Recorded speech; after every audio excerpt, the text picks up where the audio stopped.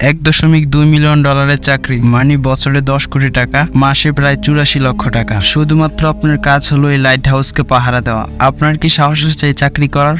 আপনাকে প্রেশার দেওয়ার মতো এখানে কোনো বস থাকবে না। আপনি যখন খুশি ঘুমাবেন, ঘুম থেকে উঠবেন, প্রকৃতিকে অনুভব করবেন এবং মাছ ধরবেন, খাবেন দাবেন, নিশ্চিন্তে ঘুমাবেন। শুধুমাত্র আপনার কাজ হলো এই লাইট হাউসের উপরে থাকা বাতিটি সঠিকভাবে চলছে কিনা তা পর্যবেক্ষণ করা। আর এতটুকু কাজের জন্য আপনাকে মাসে 84 লক্ষ টাকা দেওয়া হবে। কিন্তু দুর্ভাগ্যবশত এই চাকরিটি কেউ করতে চায় না। পৃথিবীর সব ভয়ঙ্কর চাকরির ভিতরে একটি হলো এই জুমন লাইট হাউসকে পাহারা দেওয়া, কারণ এটি সমুদ্রের মাঝপথে এক ভয়ঙ্কর জায়গায় অবস্থিত। সর্বপ্রথম আপনাকে এই চাকরি করার জন্য একটি ফর্ম পূরণ করতে হবে। এখানে কাজ করার সময় আপনার সাথে কোনো ব্যক্তি যোগাযোগ রাখবে না, আপনি সম্পূর্ণ একা থাকবেন। আর সবচেয়ে বড় কথা হলো এই অঞ্চলে সব সময় সামুদ্রিক ভয়ঙ্কর ঢেউ দেখা যায়, যে সামুদ্রিক ঢেউ দেওয়ালের 10 মিটার উপর পর্যন্ত উঠে থাকে। যখন তখন আপনার জীবন চলে যেতে পারে। এই ফটোটি একটি রেস্কিউ অপারেশন চলাকালীন সময়ে তোলা হয়েছিল, যেখানে দেখা যায় লাইট হাউসের 3 পাশে জল ঘিরে রয়েছে। যদি পুরোটা জল থাকতো তাহলে হয়তো লাইট হাউসের পাহারাদারকে বাঁচানো যেত না। এত কিছুর পরও সত্যিই কি সাহস আছে আপনার এই চাকরির ফর্ম ফিল আপ করার? তাহলে আসুন এই লাইট হাউস সম্পর্কে আরো গভীরভাবে জানা যায়। ভিডিওটি অনেক ইন্টারেস্টিং হতে চলেছে, তাই সম্পূর্ণ দেখার অনুরোধ রইল। লাইট হাউসের এই অদ্ভুত এবং ভয়ঙ্কর চাকরি দেখে আপনি বুঝতেই পারছেন কেন তারা শুধুমাত্র পাহারা দেওয়ার জন্য এত টাকা দিতে রাজি। কিন্তু আপনার মনে কি একটিবারের জন্য প্রশ্ন আসেনি এই লাইট হাউস কেন তৈরি হয়েছিল? আর কেনই বা এই লাইট হাউস সবসময় জ্বলতে হবে? এর কারণ জানতে হলে আমাদের ইতিহাসের পাতা উল্টাতে হবে। যখন লাইট হাউসের জন্ম হয়, আমরা কথা বলছি প্রাচীন বিশ্বের। যখন দূরবর্তী জায়গায় যেতে হলে না ছিল কোনো শর্টকাট রাস্তা, না ছিল কোনো গাড়ি, তখন দূরবর্তী জায়গায় যাওয়ার জন্য জলপথ ছিল একমাত্র শর্টকাট উপায়। সেই সময়কার এক ক্যাপ্টেন মার্সিয়াস, তিনি ছিলেন এক পারদর্শী নাবিক, যিনি তার জীবনে খুব ভয়ঙ্কর সাগর পাড়ি দিয়েছেন। সেই সময় বেশিরভাগ জাহাজই কাঠের তৈরি হতো। ক্যাপ্টেন একদিন এক ভয়ঙ্কর সাগর পাড়ি দিচ্ছিলেন। ঠিক তখন তার জাহাজ নিচের পাথরে ধাক্কা লাগে এবং একটি ছোট ছিদ্র হয়ে জাহাজ উল্টে যায়। যথারীতি এই ক্ষতি বিশাল অঙ্কের ছিল। তাই এই ঘটনার পর থেকে ক্যাপ্টেন মার্সিয়াস ভাবতে থাকে এর থেকে বাঁচার উপায় কি থাকতে পারে, যা থেকে এই ধরনের বিপদ হওয়া থেকে একটি জাহাজ সতর্ক হতে পারে। তবে এটি ছিল শুধুমাত্র একটি সমস্যা। আপনারা হয়তো জানেন একটি সমুদ্র কত বড়, যা প্রশান্ত মহাসাগর সম্পর্কে জানলে অনুমান করা যায়। আপনি যদি 7টি মহাদেশকে একত্র করে প্রশান্ত মহাসাগরের সাথে অনুমান করেন, তাও প্রশান্ত মহাসাগর বড় হবে। এটা তো সামান্য ব্যাপার। আপনি যদি 5টি চাঁদকে একত্র করে প্রশান্ত মহাসাগরের সাথে পরিমাপ করেন, তাও প্রশান্ত মহাসাগর আয়তনে বড় হবে। তাহলে অনুমান করতেই পারছেন প্রশান্ত মহাসাগর কত বড়।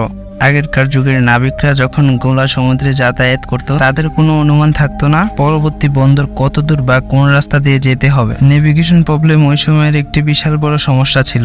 জিপিএস বা এরকম কোনো অ্যাডভান্স টেকনোলজি ছিল না যে এই সমস্যাগুলোর সমাধান করতে পারে।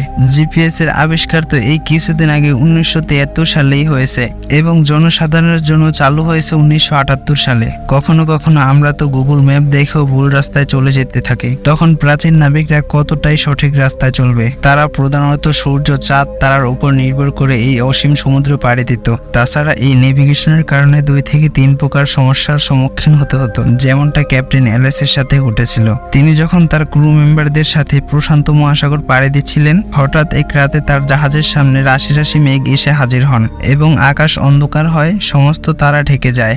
যে তারাগুলা দেখে তারা দিক নির্দেশনা করছিলেন। সেই সময় মহাসাগরে ভয়ঙ্কর তুফান ওঠে। তখন তারা রাস্তা হারিয়ে ফেলে। পরদিন সকালে তারা তাদেরকে আবিষ্কার করে সমুদ্রের এক অজানা স্থানে। ক্রুদের কাছে যথেষ্ট খাবার মজুদ ছিল না এবং তৃষ্ণা ক্রুদেরকে শারীরিকভাবে দুর্বল করে তুলছে। এটা হয়তো আপনিও জানেন, সমুদ্রের জল পান করা যায় না। এটা অনেক বেশি নোনা হয় এবং অধিক পান করলে একটি মানুষের মৃত্যু হতে পারে। সুতরাং ওরা গভীর জলরাশির মধ্যে থাকলেও তৃষ্ণার্ত ছিলেন। এই ঘটনায় অনেক ক্রু মৃত্যুবরণ করেন এবং ক্যাপ্টেন শেষমেশ একটি বন্দর খুঁজে পান যেখানে তারা নোঙর করে। এরপর বিশ্বের ইতিহাসে প্রথমবার লাইট হাউসের জন্মকাল শুরু হয়। ইজিপ্টের ভ্রমন্ত সাগরের সাথে মিলিত ছিল সিটি অফ আলেকজান্দ্রিয়া।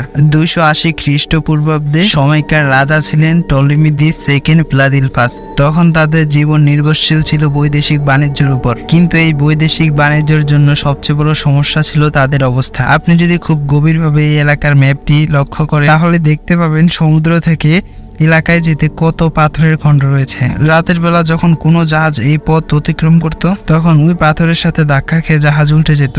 কখনো কখনো জাহাজ ভেঙে গিয়ে ডুবে যেত এবং সমস্ত পণ্য নষ্ট হয়ে যেত, যা এই সাম্রাজ্যের জন্য বিশাল বড় ক্ষতি ছিল। তাই রাজা টলেমি তাদের সামুদ্রিক পথকে সুরক্ষিত করার জন্য ওই সময়ের এক ইঞ্জিনিয়ার সস্টাসাস অফ সিনিডেসকে হায়ার করেন। দুজনে মিলে একটি বিশ্ব বৈপ্লবিক পরিকল্পনা করেন, যা একটি আলোর মিনার, যেখান থেকে আলো এসে একটি জাহাজকে নিরাপদে পৌঁছাতে সাহায্য করবে, যা জাহাজকে পানির নিচে থাকা পাথর এবং আসন্ন বিপদ সংকেত সম্পর্কে সতর্ক করবে। তাদের পরিকল্পনার সাথে ইঞ্জিনিয়ার সস্টাসাস কাজ শুরু করেন, কিন্তু তখনও তিনি জানতেন না তিনি যা তৈরি করতে চলেছেন তা একদিন প্রাচীন বিশ্বের সবচেয়ে বড় মার্বেল পাথরের স্থাপনা দি ফেরোস অফ আলেকজান্ড্রিয়া নামে পরিচিত হবে। আলেকজান্ড্রিয়া সাম্রাজ্যের কিনারায় প্রথমে বন্দরের পরিচিত চিহ্ন হিসেবে তৈরি করা হলেও পরবর্তীতে এটি লাইট হাউস হিসেবে কাজ করে। লাইট হাউসের মূল ভিত্তিভূমির আয়তন ছিল 110 স্কোয়ার ফিট এবং উচ্চতা ছিল 450 ফিট। স্থাপনাটির মূল দেহের গোটা শরীরে সিঁড়ি ছিল, যেই সিঁড়ি বেয়ে উপরে ওঠা যেত। আলো তৈরি করতে লাইট হাউসের মাথায় বিশাল আগুন জ্বালানো হতো, যে আগুন তেল এবং কাঠ দিয়ে জ্বালানো হতো। যেই লাইট হাউসকে বিশ্বের সপ্তম আশ্চর্য হিসেবে জানা যেত। তবে এই আশ্চর্যের পিছনে তার বিশাল আকার দায় নয়, এর নিপুণ কৌশল একে অত্যাশ্চর্য করে তোলে। এছাড়া সস্টাসাস আগুন দ্বারা তৈরি আলোকে দেখানোর জন্য মিরর এবং গ্লাস সিস্টেম তৈরি করেছেন, যা থেকে কয়েক মাইল দূরে থাকা একটি জাহাজ গতিপথের নির্দেশনা পেতেন। যখনই লাইট হাউস তৈরির কথা সারা দুনিয়াতে ছড়িয়ে পড়ে, তখন দূরবর্তী বাণিজ্য ব্যবসায়ীরা স্বস্তির নিঃশ্বাস নেয়, কারণ এই আলোর নির্দেশনার কারণে জাহাজগুলোকে আলেকজান্ড্রিয়া আসতে পাথরগুলোর সম্মুখীন হতে হতো না। সুতরাং এটি গোটা দুনিয়ার সর্বপ্রথম সতর্কতামূলক লাইট হাউস তৈরি হয় সমস্ত নাবিকদের কাছে। এরপর এই লাইট হাউস কনসেপ্ট সারা দুনিয়াতে ছড়িয়ে পড়ে। প্রথম দিকে এই লাইট হাউসগুলো যদিও উপকূলের কাছাকাছি তৈরি করা হতো, কিন্তু সময়ের সাথে সাথে যখন সমুদ্র বাণিজ্য বাড়তে থাকে, তখন সমুদ্র বাণিজ্য রোডের মাঝামাঝি যেখানে বিক্ষিপ্ত পাথরগুলো উঁচু হয়ে আছে বা যে পাথরগুলো জাহাজের ক্ষতি করতে পারে, সেই সব অঞ্চলে লাইট হাউস নির্মাণ শুরু হয়। এই কারণে সমুদ্রের মাঝামাঝি আপনি এরকম কিছু উঁচু টাওয়ার দেখতে পারেন। প্রথম যদিও লাইট হাউসগুলোর মাথায় আগুন জ্বালানো হতো, কিন্তু এটা কোনো আক্ষরিক ভাবনা ছিল না। তখন আগুন ছিল আলোর উৎস। ধীরে ধীরে তখন আলোর উৎস হিসেবে মোমবাতি, গ্যাস ল্যাম্প, অয়েল ল্যাম্প ব্যবহার করা শুরু হয়। তবে আগুনের আলোর জ্যোতি এতটা বেশি ছিল না। ধীরে ধীরে যখন ইলেকট্রিক বাল্বের আবিষ্কার শুরু হয়, তখন ধীরে ধীরে লাইট হাউসগুলো ইলেকট্রিক বাল্বে রূপান্তরিত হওয়া শুরু হয়। কিন্তু একটি লাইট কয়েক মাইল দূর থেকে কিভাবে দেখা যাবে তার জন্য একটি লেন্স তৈরি করা হয়। 1800 বার প্রতিফলনকারী এই লেন্সকে লাইটের পিছনে লাগানো হতো। কিন্তু ওই সময়ের বিশেষজ্ঞরা একটি বিষয় জানতে পারে, কিন্তু লেন্সকে যদি পিছনের পরিবর্তে সামনে লাগানো হয়, তাহলে আলোর জ্যোতি আরো বেশি দূর যেতে পারে। কিন্তু সমস্যা ছিল, লেন্স যত মোটা হবে আলোর গতি তত কম দূরে যাবে। ঠিক ওই সময় আবির্ভাব ঘটে ইঞ্জিনিয়ার এবং পদার্থবিজ্ঞানী অগাস্ট এনজিন ফেসনিলের। তার কাছে একটি বৈপ্লবিক সমাধান ছিল। লেন্সগুলোকে সরু আকার দেয় এবং এমন ভাবে ডিজাইন করে যার ফলে আলোক রশ্মিগুলো লেন্সের নির্দিষ্ট স্থানে ফোকাস করে এবং আলোক রশ্মিকে একটি সিঙ্গেল ডাইরেকশনে নিয়ে যায়। এখনো পর্যন্ত সমস্ত লাইট হাউসগুলোতে ফেসনিলের তৈরি লেন্স ব্যবহার করা হয়। এই আবিষ্কারটি লাইট হাউসকে একটি বৈপ্লবিক রূপ দেয়। এর ফলে লাইটগুলোকে কয়েক মাইল দূর থেকে দেখা যেত। সুতরাং এই লাইট হাউসের মাধ্যমে একটি জাহাজ অনেক দূর থেকে তার গন্তব্যের বিপদ সংকেত পেয়ে যেতেন। ভিডিওর শুরুতে আমি আপনাদের যেই কাজটির কথা বলেছিলাম, জুমন লাইট হাউসকে পাহারা দেওয়া, শুধুমাত্র আলোটি জ্বলছে কিনা তা দেখার জন্য বছরে 10 কোটি টাকা দেওয়া হবে। লাইট হাউসের এই ভয়ঙ্কর দিকগুলো জানার পরও কি আপনার এই লাইট হাউসে চাকরি করার ইচ্ছা জাগে? তাহলে আমাদের কমেন্ট বক্সে অবশ্যই জানাবেন।